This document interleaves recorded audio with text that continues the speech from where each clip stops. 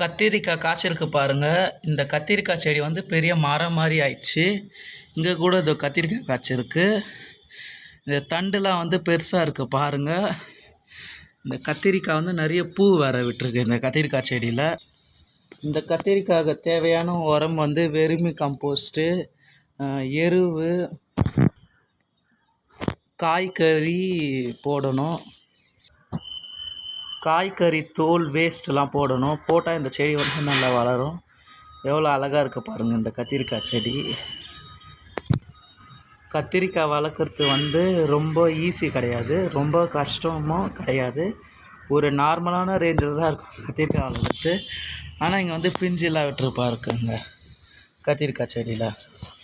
அதே மாதிரி கத்திரிக்காய் வந்து 3 மாதத்துல பெருசாயிரும். நம்ம 2 நாளைக்கு ஒரு வாட்டி தண்ணி இடைவேளை விட்டு தண்ணி விடணும்.